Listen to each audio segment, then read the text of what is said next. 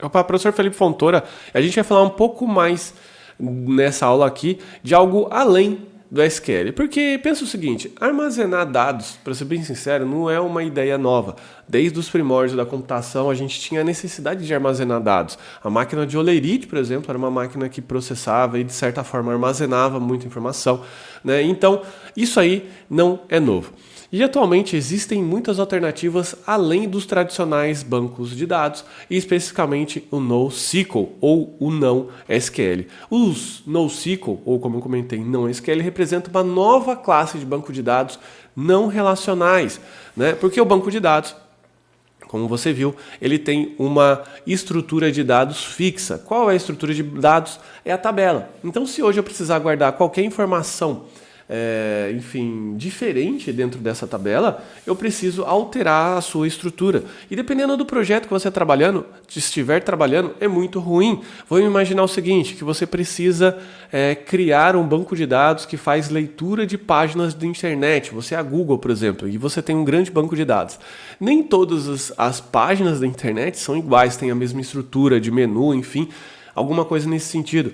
Então, fazendo com que armazenar informações no formato de tabela fique muito oneroso para o sistema e também para o desenvolvimento, porque a cada nova funcionalidade eu preciso alterar minha tabela. Então, isso é um dos pontos que as pessoas que utilizam informações de um formato muito dinâmico acabam reclamando e acabam até muitas vezes adotando o NoSQL por não ser relacional ou não ser orientado a uma estrutura fixa. Mas lembrando aqui, tá certo, que a gente vai continuar e deve continuar sim utilizando os bancos de dados relacionais, que isso aqui não é uma solução definitiva para todos os problemas, que ele resolve sim um problema muito específico, mas cria vários outros problemas que antes você não tinha com os bancos de dados tradicionais, como por exemplo o ACID que a gente viu.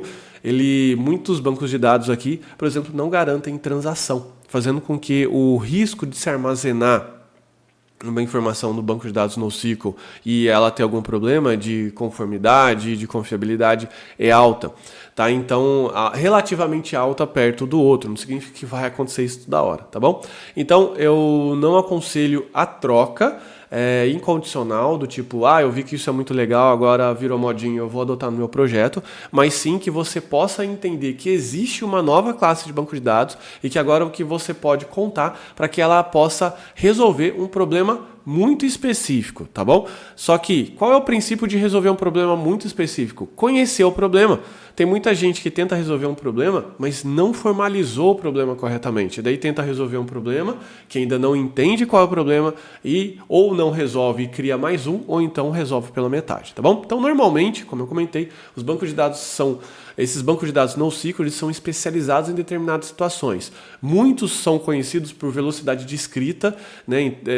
Ali a velocidade que os dados são gravados, porque muitas vezes eu tenho uma velocidade de escrita, eu preciso ter gigantesca. Imagina o Twitter lá em tempo de Copa do Mundo, quantos tweets por segundo não deve existir a cada gol, ou então movimentos, então situações de tragédia em que as pessoas vão anunciando, então essas redes sociais precisam ter um grande volume de escrita, né? Velocidade principalmente, porque senão a informação não consegue ser gravada em tempo hábil e elas vão se acumulando e o servidor lá do outro lado ele vai estourar em algum momento. Ou então velocidade de leitura, tá? Muitas vezes eu preciso ter uma ampla velocidade de leitura, grande volume de informação.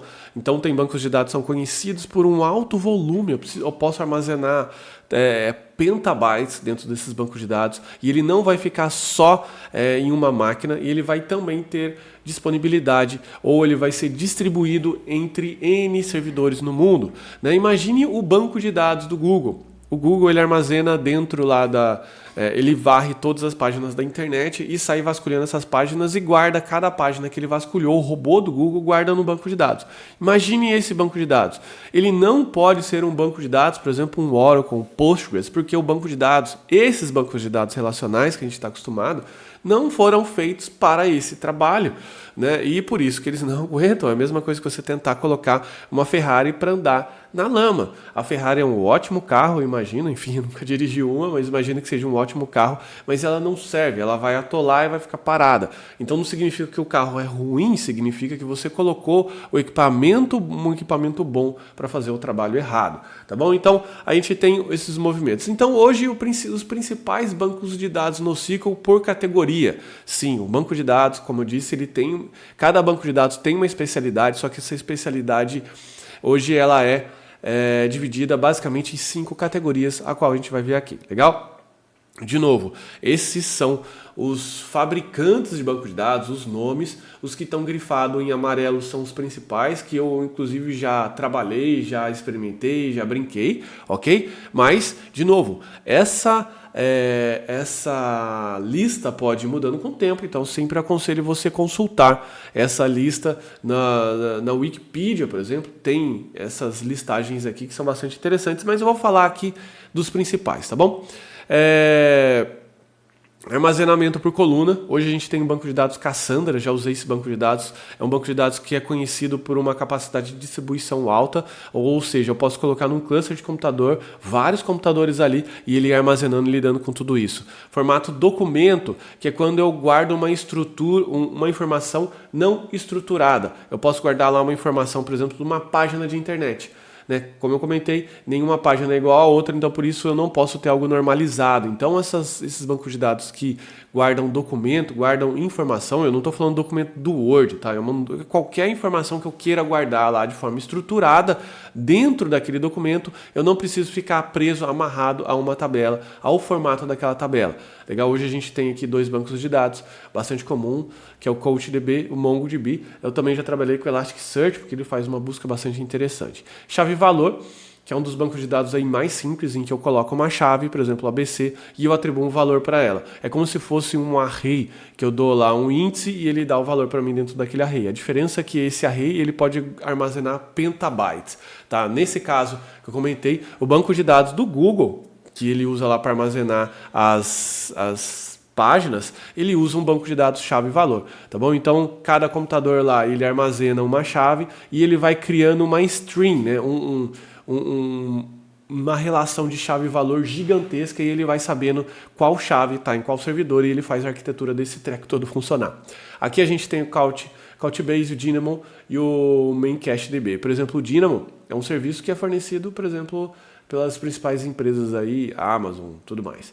Tá bom? A gente tem um banco de dados estilo gráfico, que é um grafo, é um banco de dados que eu tenho um nó A com um nó B e eu tenho uma ligação. É utilizado basicamente para fazer relacionamento entre coisas.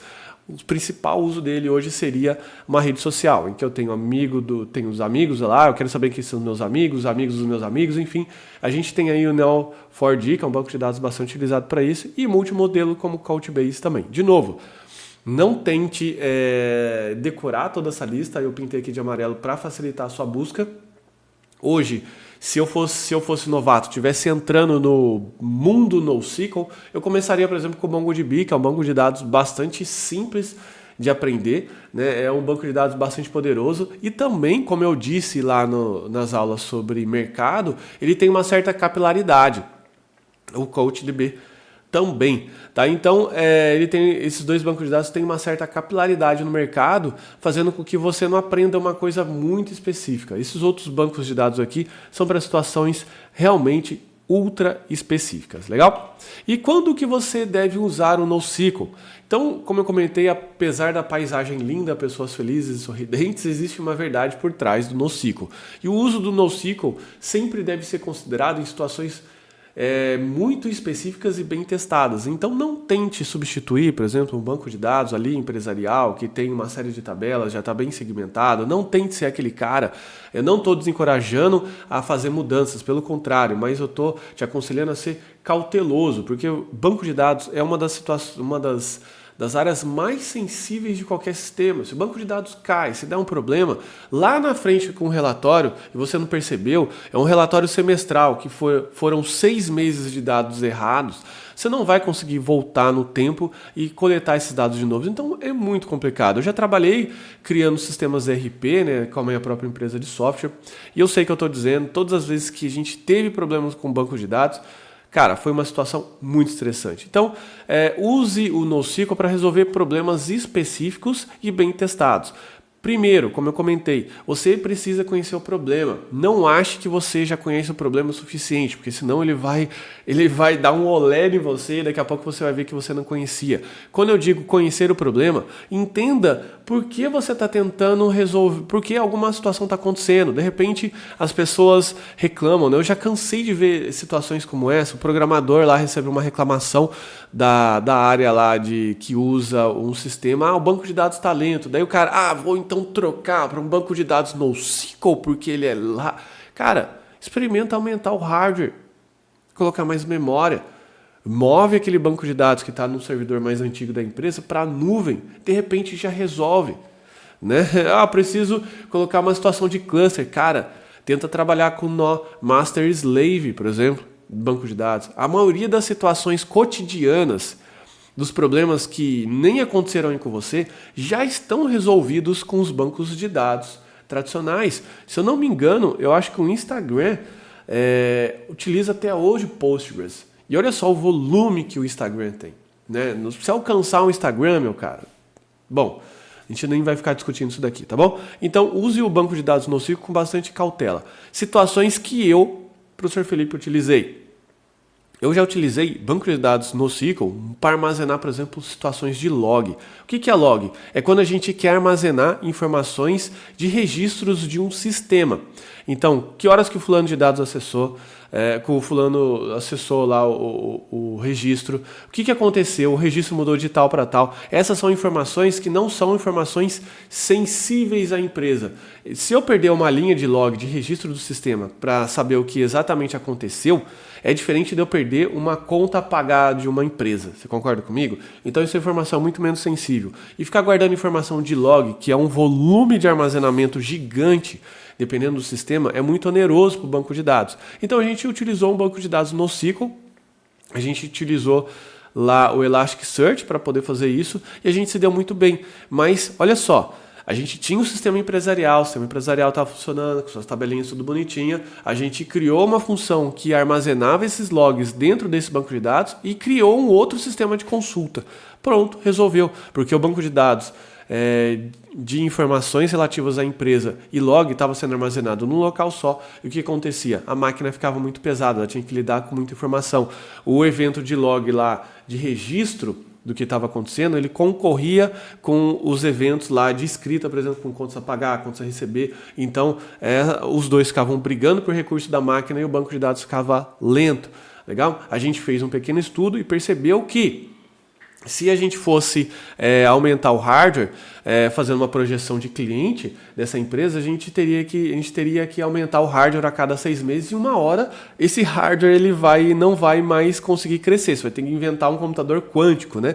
Isso aí é escalar verticalmente. Então a gente decidiu resolver o problema de vez utilizando o banco de dados NoSQL. Mas veja que isso é 1% do problema total. Tá bom? Então isso aqui foi só um exemplo um pouco mais avançado para te convencer que você não deve utilizar o NoSQL, mas sim deve utilizar e conhecer como uma carta na manga de situações que você possa resolver, tá bom? Então espero que você tenha gostado dessa geral aqui sobre o NoSQL, que promete ser uma nova classe de banco de dados, mas como toda tecnologia, ela nunca é um cenário perfeito, lindo, maravilhoso com pessoas sorridentes. Sempre vai ter uma hora em que você vai ter que ceder e a hora que você vai ter que perder, e é por isso que é importante você assimilar bem um problema, assimilar bem como que você está resolvendo, para saber aonde que você vai perder, porque é essa a grande vantagem, verdade, tá bom? Então eu vou ficando por aqui, forte abraço, tchau, tchau.